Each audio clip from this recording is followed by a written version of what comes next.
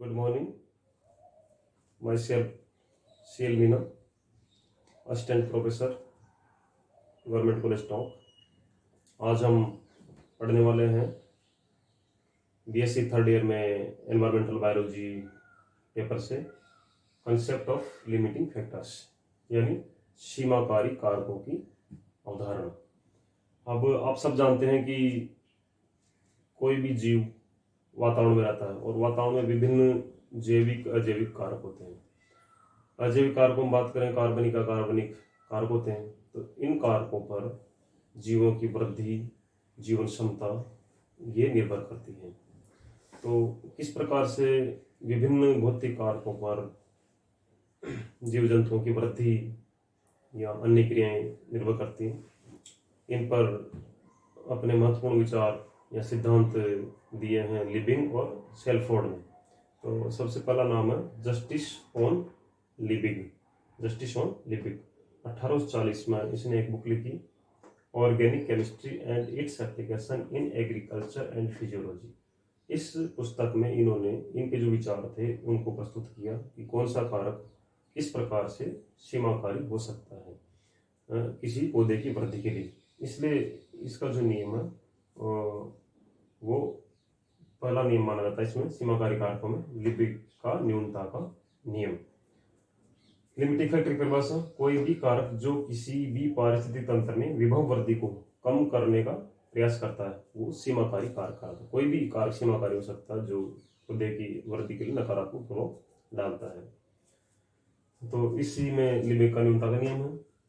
ये जर्मनी के रहने वाले थे और रसायन शास्त्री थे। तो इन्होंने ज़्यादातर काम अपने रासायनिक पदार्थों पर ही किया और सीमाकारी कारक या न्यूनतम जो कारक वो रासायनिक पदार्थों को ही माना। हालांकि बाद में और वैज्ञानिकों ने दूसरे कारकों को भी इसमें जोड़ा गया कि और कारक भी सीमाकारी हो सकते हैं।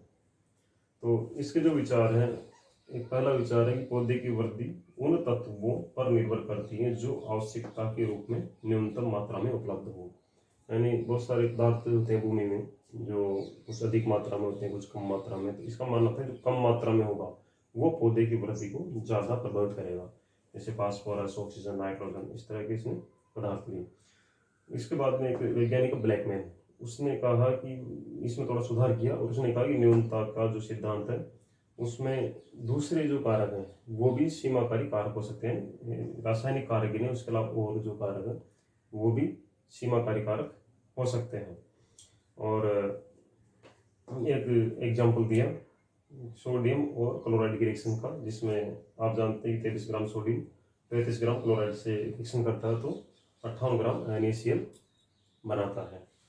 तो इसमें इन्होंने क्या किया कि इसकी सोडियम की मात्रा बढ़ा दी, 500 ग्राम कर दी और ये रहा 23 ग्राम। तो 500 ग्राम करने पर भी सोडियम क्लोराइड कितना बना? 58 ग्राम। क्यों? क्योंकि चाहे इसकी मात्रा कितनी भी बढ़ा दो, डिपेंड किस पे करेगा? जो कम है उस पर। यानी 35 ग्राम क्लोराइड था तो 35 ग्राम क्लोराइड 23 ग्राम सोडियम से ही जुड़ पाएगा और 58 ग्राम NaCl ही बनाएगा, चाहे 500 ग्राम बढ़ाओ चाहे कितना बढ़ाओ। तो क्या रहा इसमें कि जो पदार्थ न्यूनतम मात्रा में है उस पर ये रिएक्शन डिपेंड कर रही है। तो इससे न्यूनता के नियम को समझा जा सकता है।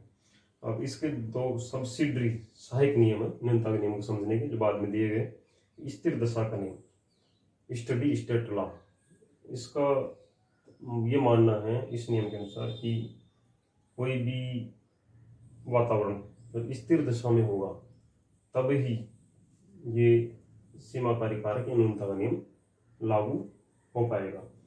और जैसे स्थिर दशा मतलब क्या है? जैसे कोई भी इकोसिस्टम है या कोई एनवायरनमेंट है, उसमें जितना कारकों का इनफ्लो रहा उतना ही आउटफ्लो होना चाहिए। तो एक स्थिर दशा बनी रही। जैसे एक तालाब है, तालाब में अगर स्थिर दशा, सभी जो तत्व हैं स्थिर दशा में बहुत ज़्यादा चेंजेस नहीं होता है, तो कार्बन डाइऑक्साइड उसमें न्यूनतम कारक या सीमाकारी कारक हो सकता है।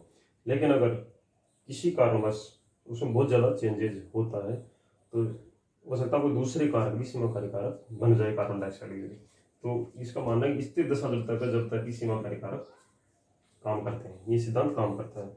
दूसरा कारकों की अंतःक्रिया का सिद्धांत, प्रिंसिपल ऑफ फैक्टर इंटरेक्शन, यानी इस सिद्धांत के अनुसार कि कोई सीमाकारी कारक हो सकता है, लेकिन दूसरा कारक अगर बहुत अधिक मात्रा में उपस्थित है तो उसको यूटिलिटी जो है, सीमाकारी कारक की जो यूटिलिटी है, यूटिलाइजेशन रेट है, उसको चेंज कर सकता है, यानी कारक अंतःक्रिया करते हैं आपस में। इसका एग्जाम्पल दिया गया मोलस्का की सेल का। मोलस्का का जो कवच होता है वो सब जानते हैं कैल्शियम को बना होता है, लेकिन अगर किसी जगह पर कैल्शियम अवेलेबल नहीं है और स्ट्रोंशियम अत्यधिक मात्रा में उपस्थित है, तो स्ट्रोंशियम कवच के कंटेंट के रूप में काम आने, कैल्शियम की जगह स्ट्रोंशियम काम में आने लग जाता है। इस तरह से कारक अंतःक्रिया कर लेते हैं और सीमाकारी कारक जो है वो बदल जाता है।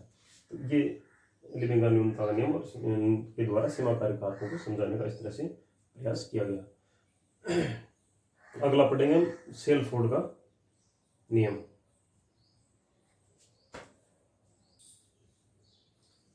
तो अगला बात करें थे हम लिविंग के नियम के बाद सेल्फोर्ड का नियम, Salford law of tolerance, Salford का सहिष्णुता का नियम। लिमिटिंग फैक्टर्स में अगला नियम है सेल्फोर्ड का सहिष्णुता का नियम। ये सेल्फोर्ड का मानना है कि कोई भी जो कारक है वो बहुत अधिक मात्रा में भी और बहुत कम मात्रा में भी सीमा कारक हो सकता है। कोई भी कारक बहुत अधिक मात्रा में उपस्थित होगा तो भी पौधे की वृद्धि को प्रभावित कर सकता है, बहुत कम मात्रा में होगा तो भी प्रभावित कर सकता है। तो ये क्या करता है कि एक रेंज होती है, ये कोई रेंज होती है, इसी रेंज में कोई पादप या कोई जीव ज़्यादा आसानी से वृद्धि कर पाता और रह पाता है, ये इसका मानना था। और इसके आधार पर इसने जो है 5 बातें बताई। एक तो सहिष्णुता, क्षमता, टॉलरेंस, कैपेसिटी।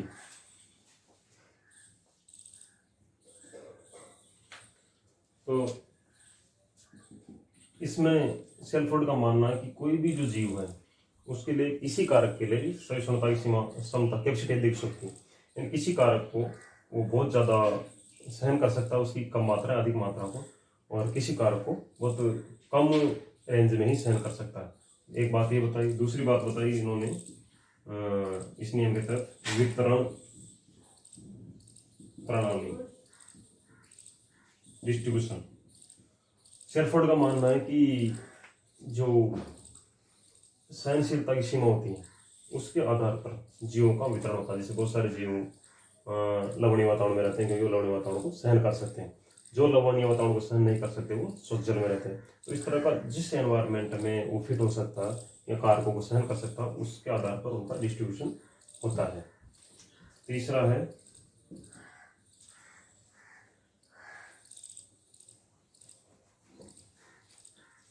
सहिष्णुता सीमा,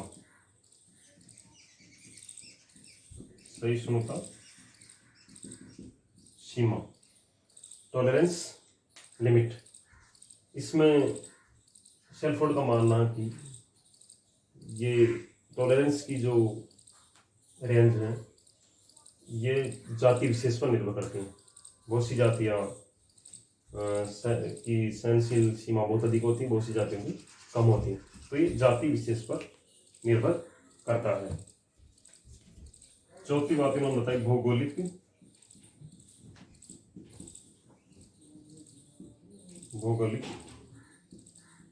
स्थिति या भौगोलिक दशा।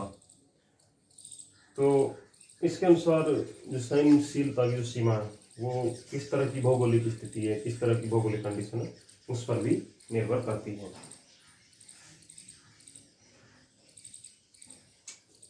पांचवा इन्होंने बताया प्रजनन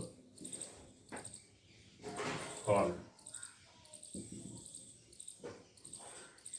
प्रजनन काल में सहनशीलता की जो सीमा जीवों को प्रभावित करती है। बहुत से जो जीव रहते समुद्री जल में है लेकिन वो प्रजनन नहीं करते, उसके लिए शुद्ध जल में आते हैं। तो प्रजनन काल भी सहनशीलता की जो सीमा है या सहनशीलता की जो क्षमता है उस पर निर्भर करता है।